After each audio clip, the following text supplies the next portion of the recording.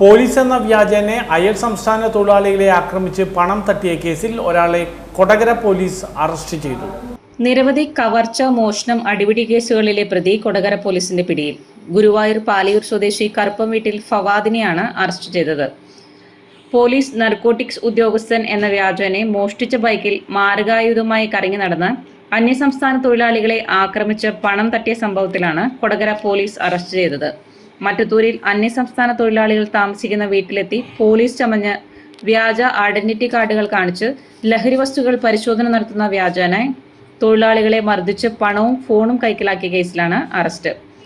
CCTVയിൽ പ്രതിയെക്കുറിച്ച് സൂചന ലഭിച്ചതിനെ തുടർന്ന് നടത്തിയ അന്വേഷണത്തിൽ പോട്ട പനമ്പിള്ളി കോളേജിന് സമീപത്ത് വെച്ചാണ് പിടികൂടിയത്. പോലീസിന്റെ കണ്ണിൽ കുരുമുളക് സ്പ്രേ അടിച്ച് രക്ഷപ്പെടാൻ ശ്രമിച്ചതിനും കുത്തി പരിക്കേൽപ്പിച്ചതടക്കം ജില്ലയിലും പുറത്തുമായി നിലവിൽ 40-ൽ പരം കേസുകളുണ്ടെന്ന് പോലീസ് അറിയിച്ചു. കിട്ടുന്ന പണം കൊണ്ട് ആർഭാട ജീവിതം നയിക്കുന്നതാണ് പ്രതിയുടെ രീതി. അന്വേഷണ സംഘത്തിൽ കൊടകര പോലീസ് സ്റ്റേഷനിലെ inspector Das PK, ASI Saju Paulose, civil police officer Sreejith എന്നിവരുമുണ്ടായി.